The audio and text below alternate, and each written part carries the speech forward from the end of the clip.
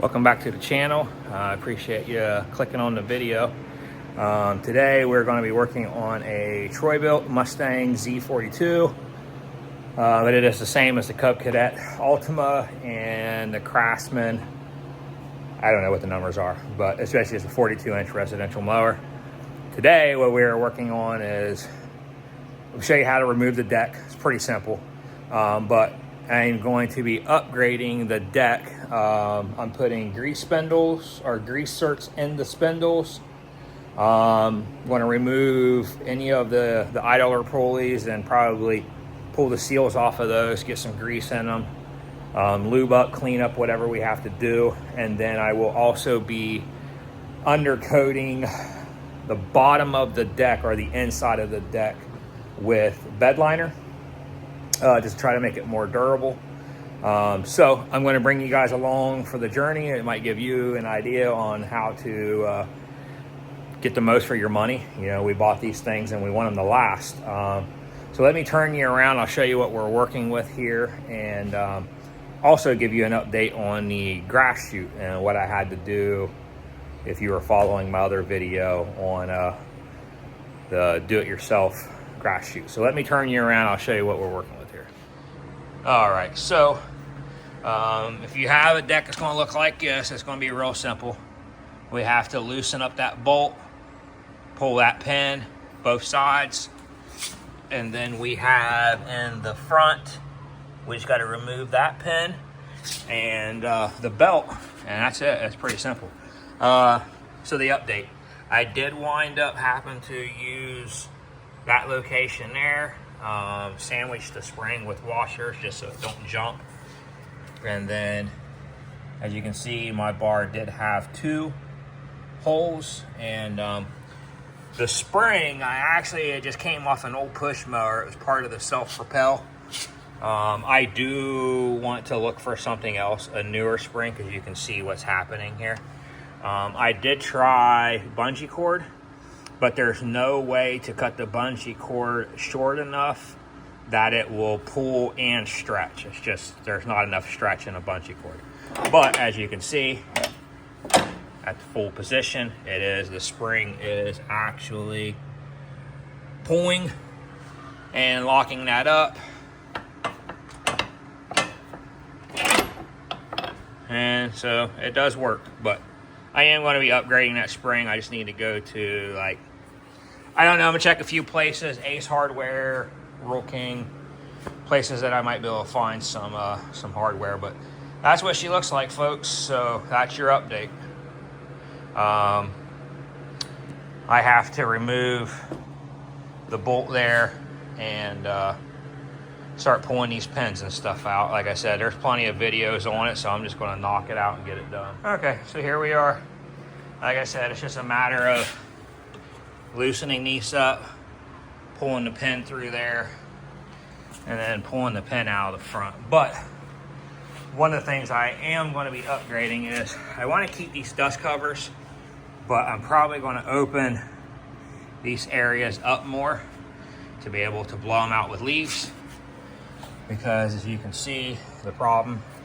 And then I'm going to be getting rid of my homemade striper kit, just because on this particular style mower, you can see what we got here, and that's all wet. So that's going to be coming off, and I'll be adding another striper kit, but I'm going to be attaching it underneath the mower, attaching it to each side of the frames, and it'll go from wheel to wheel on the inside there. I just got to find a softer rubber than horse mat, something that is more flexible. But I'm gonna get this thing put on the table. But yeah, like I said, it's a matter of loosening that, pulling the pin out of the front, pulling the belt off the back. It's that simple. Slide it out. So yeah, let me get this put up on the workbench here. Get this all cleaned out, blow it all out, and then we will start removing things and upgrading things. But that's how it's done. Like I said, there's plenty of videos out there on it. So let's get this pulled up and we'll start getting everything cleaned and prepped. Okay, so here we are. I did take the striper kit off because like I said, it was just holding too much moisture in here. It was just when I knew when I put it on that it was just temporary, so it got me through the season. I did mark where I want to be cutting the covers to allow me to be able to shove a leaf blower, blow out them spindles. But here's why we're going to be refinishing that. That's just from the original chute blocker. And underneath of it, there's literally, when I was power washing it, it was pulling off the stuck grass and it was pulling the paint right down to the metal. So luckily it's still bare metal and it's not rushed yet, but that's what we're trying to prevent and to add more durability. Now here is what I just have left over. And I'm hoping by using a brush it won't texture, because I don't want the bottom of that textured. We want it slick. Or I thought about going to my paint supply store and see if they can put in a rattle can, some of the industrial paint, like what they paint fire hydrants and water towers and stuff, and see if I can have them add the hardener to it, because that would be a lot more durable, and it will also be a smooth finish. So I think that's the route we're going to go. I don't know if I'm going to be using the actual bed liner or not. I think for 20 some bucks, I think that's going to be my better bet, is to get some made with actual hardener in it, because this paint's already like dull and faded. I mean, you can see, I mean, yeah, that's probably some dirt. But that's the goal here. We're trying to upgrade and trying to make this better to protect our investment. So now I gotta start stripping some stuff off, starting with the covers and pulling the spindles. I gotta reach underneath here and mark my locations on where I want the grease zerks to go, because unfortunately with this, the way it's set up, I won't be able to put the grease zerks up top like I originally wanted. They will have to go underneath of it. So I want to make it in a location that I can easily get underneath there with the grease hose. So it's probably going to be on this side and on that side of the spindle. So yep, let me go ahead and start ripping some stuff apart here. Okay, so here we go. I did get the spindle covers off and removed. Now I'm getting ready to take this all off, but I wanted to bring you in. This is what I'm talking about. So you can see where we're already wearing through the paint that's on there. And that's what I want to prevent. I don't want this thing to rot out, and I'm sure you don't either. So it's going to be, once we get this stripped, it's going to be some wire wheel. I mean, you can see how smooth it is over there. Be surprised what grass, typically with some dirt in it, will do to your mowers if you're not on top of it. So now I just need to mark the spindles where I'm going to be putting grease zerks in. And I'm hoping, I'll have to look at it some more. It's going to be kind of tough if that's a point. But yeah, I just want to bring you in and show you this is why. And I noticed this the last time I was underneath of it when I was sharpening the blades and changing over to my mulching blades. So now it's just removing the main bolt there, and then removing probably 10s or 3/8 to drop the spindles. Okay, so we got the spindles off, and I looked up aftermarket ones, because typically your aftermarket ones will come with grease zerks already in them, but your OEM ones are better. So if I could just modify, put a grease zerk here with the bearings that are in there, hopefully that'll work. Plus it'll be interesting to see the bearings and the grease that's in it, lack thereof grease, and to see kind of how it's holding up. And as far as the deck goes, I am soaking it right now with some cleaner, and then I will be hitting it with the wire brush and just trying to clean up all this basic grass stain that's on there. So I'm going to get my center punch out, mark my holes, and yeah, it's a point, but it's not the complete point. So I mean, it's kind of a rounded off area there. So I should be able to get the grease zert in there, but I want to go ahead and get my holes marked, and then we'll start taking these apart and getting these bearings out of here, and removing the inside dust cover so the grease can get to it, and drilling, tapping for grease zerts. So, all right, we got the pulleys off. I'll put the nuts back on like so, just so we don't damage any of the threads. And it should be a matter of just knocking this loose. And once we get this out, we'll have to take a punch, go in from one side, push the one bearing out, flip it, and then push the bearings out from the other side. Okay, so here we are, and this proves exactly why I'm doing this. So these are sealed bearings, never have to service them, blah, blah, blah, blah, all the benefits. It's all same spindle. Okay, so somehow grease got in there. Now, one of the things I'm going to do, obviously I'm going to clean all this up. I'm going to remove that, but when I go to insert these, I'm actually going to put a thin layer of black RTV around this to actually seal out moisture, because as you can see, it does not work. What would this is 50 hours, this is one season. What would 3-4 seasons do to this? So, you know, again, if you have money just laying around and just, whatever, just run it till it breaks, cool, man. Even if I, was rolling in dough, I'm still doing this. So yeah, let's go ahead and let's just see if we can get these off of here. Well, I know I can. It's just going to be a matter of, can I do it in front of the camera?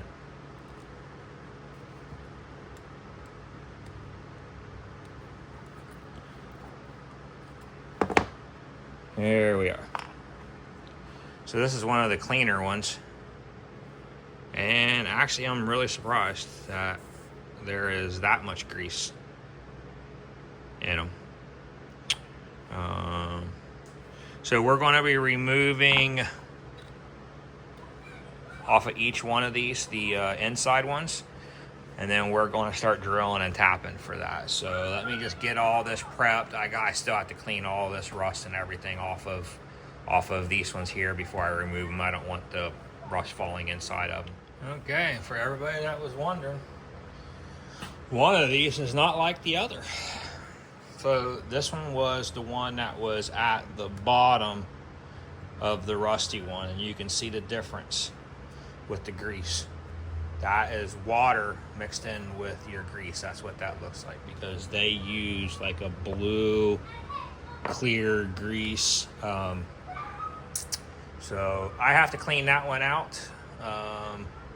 Try to remove as much of that out of there as I can. I'm not going to worry too much, because like I said, we will be adding the grease zerts, and these are going to be completely full of grease and be self-feeding the bearings essentially. So I'm going to start working on getting that set up in the vise and getting ready to drill and tap. And I did go through and knock out some of the surface rust and clean that mating area. But what's really going to help this out is, like I said, I'm going to put a thin coat of black RTV around these bearings before I press them back in, to hopefully prevent this from happening again. 50 hours. All right, so we are drilled and tapped, and these are the grease zerts. So all you need to do is just find the ones that you want to buy. Right there's your numbers.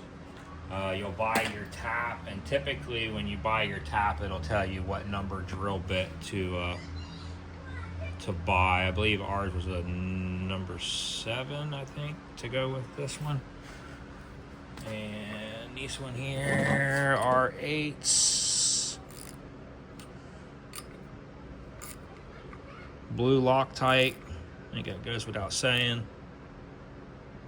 And then you just turn it till it stops. That's it. That's all we have to do. You let the Loctite do its job. It will set up, preventing that from coming out. You probably can't see it, but I did relocate the hole a little bit higher up just so that we're clearing the bearing area there. So one down, one more to go, and we can hopefully start adding some grease. All right, so just to give you an idea, if you've never seen this done before, you have no idea what's going on here. So here's the idea. So I've already pressed in the first one. You can see where the hole and the grease cert is. So now when we add in our spacer here and there, like so, where the shaft and everything goes through, when you pump grease into this, it will actually get to the bearings, improving the life of your bearings. Now, I'm gonna tell you, if you do this, you have to be committed to greasing your bearings on a regular basis, whether it's every oil change or whatever you decide to go with as far as how you're going to time it as far as maintenance goes. But you are going to have to maintenance it. I didn't have any black. I had some clear.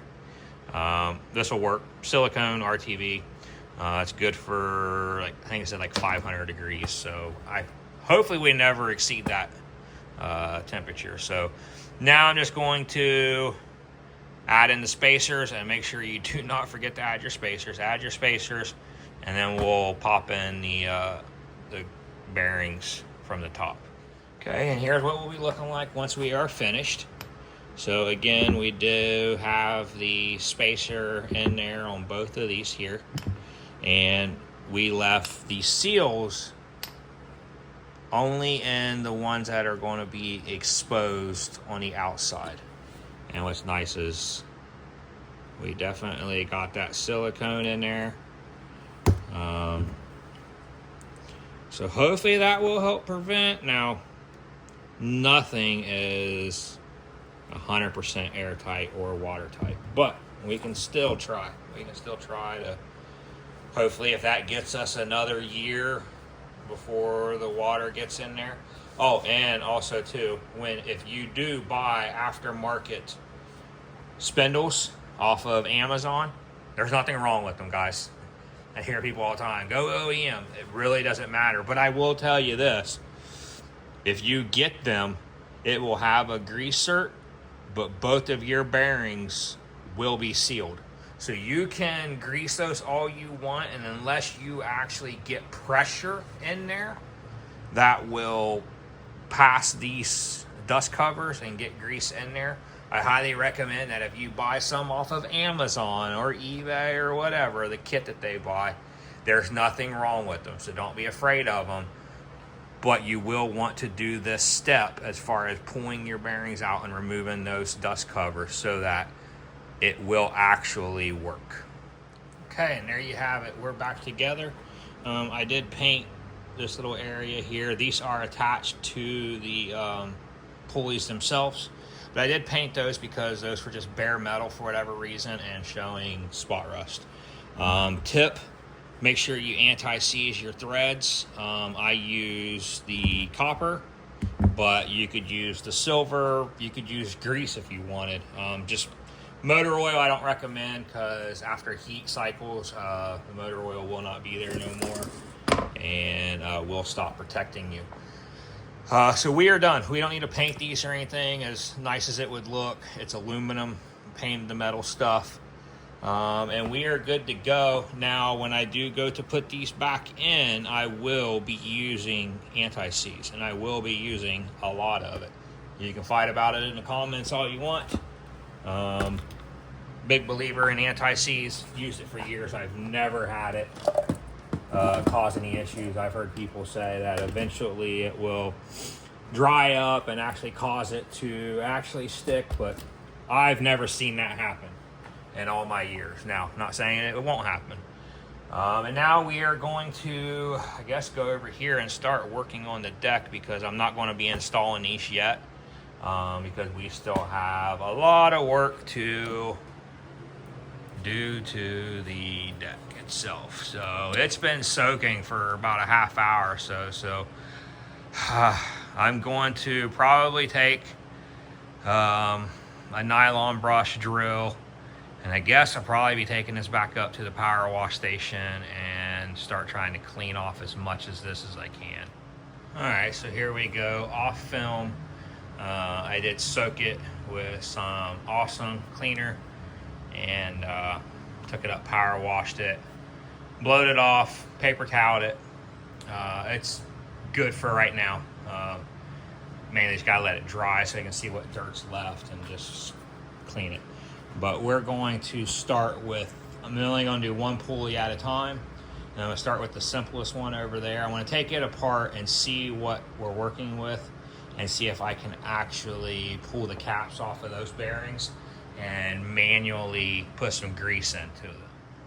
All right, we're back. So where we left off was removing the pulleys to try to see if there was a way to remove the dust caps to get grease in there. And unfortunately, there's not. The way that's designed is it actually has like a metal lip that rolls up over the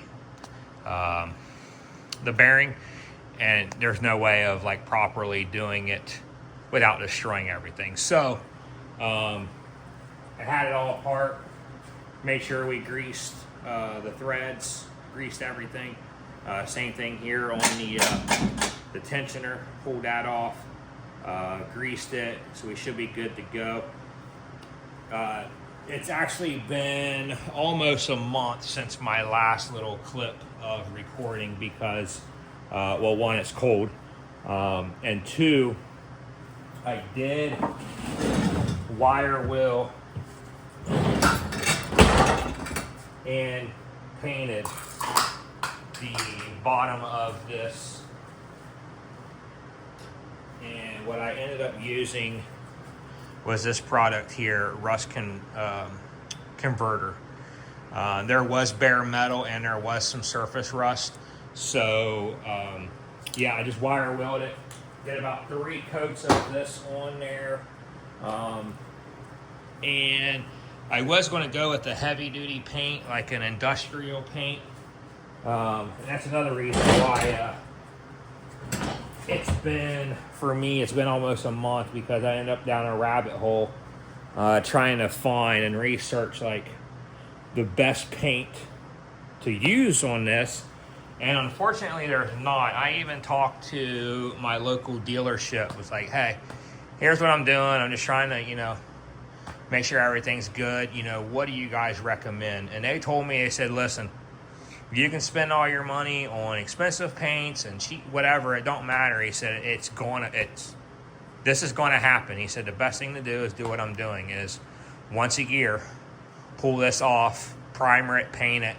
I guess they just use like just cheap rattle can, because there's nothing out there that's actually going to like withstand the dirt and sand and grass blades and stuff moving around in here. He said no matter what, it's going to happen. So we're just going to continue on, and I am going to use the bed liner, which is duplicator, and then I do have some just Rust-Oleum stuff, and I've had them inside the house next to a register vent, just to get them where I can actually apply them. So I think what I'm going to do is, I think I'm going to put the first coat is going to be with the bed liner, and then I'll probably follow it up with the Rust-Oleum. And I think we're just going to call it a day after that. The only other thing I have in store for this project is they make a, I don't really know what it is. It's a piece of metal that goes and you replace your bolts here, and it just basically stiffens this up. I found some on Amazon, and I'm going to go ahead and order those. What it does, it just makes that stronger. That way, if you actually do hit something, it helps to prevent you from bending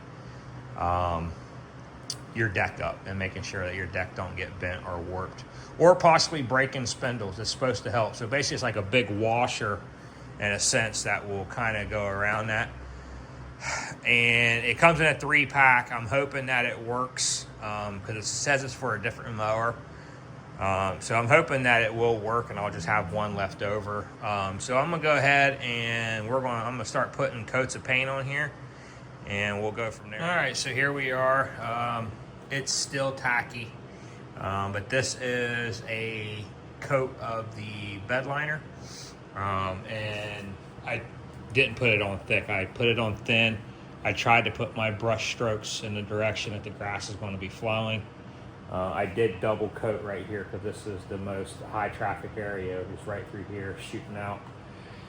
And the Rust-Oleum ain't going to work because it is literally just it's all hardened up inside the can. So I think I'm just going to leave it at that. I might put a dust coat of just some rattle can black over top of this just to have an extra coat of protection. So now I need to get those support rings on order, and as far as modifications go, I think that's pretty well going to cover it, and then it's just going to be installing the deck. I did think about, I don't know if I'm going to or not, but I did think about getting some round stock and going around and bending it and welding it around the lip here and around the front, just to try to give it a little extra support going around for hitting stuff.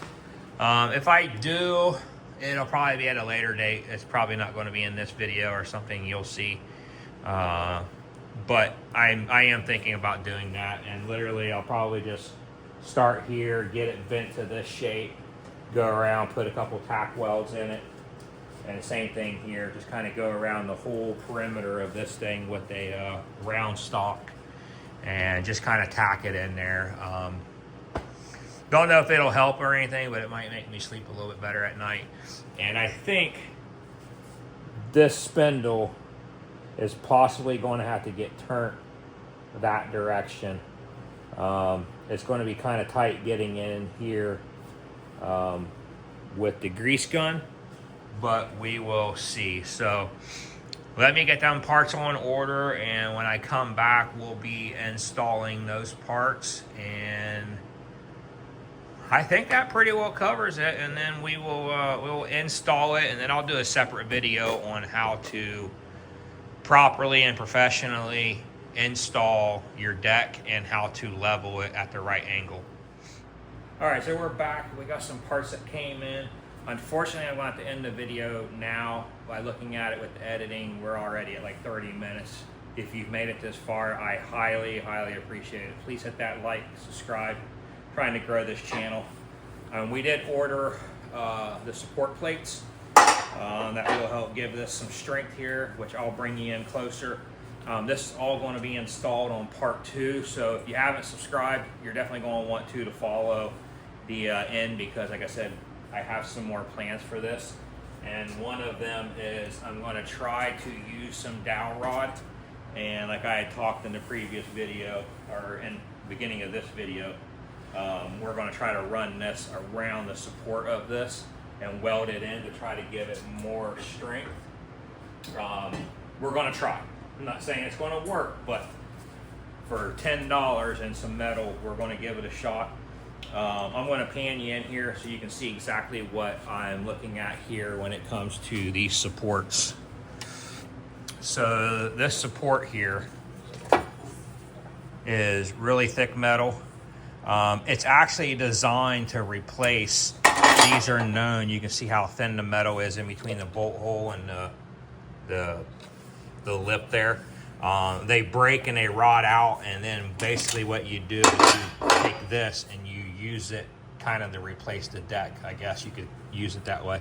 But we're going to use it for strength. The kit did come with longer hardware. I don't really like using the cheap Chinese hardware, but at least if it is cheap. Hopefully those will break before anything else breaks. And like I said, so far I'm impressed with this. It is just stamped steel, but that is going to give it a ton of support. So like I said, you're going to want to stick around. I also have another alternative for the spring for this here that's going to pull this back up. We're going to use a throttle return spring, GM style, and then we're going to paint it. And we should be good. It should be good to end the video there, but unfortunately it will be a 2-part series, just because I don't want to make an hour-long video doing this.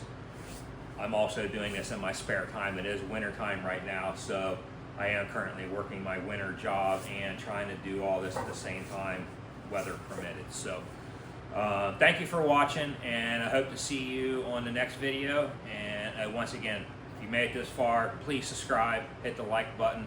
I do appreciate anything that you do. It's free, it don't cost you anything, but it extremely helps me out here on this channel to grow. Thanks for watching.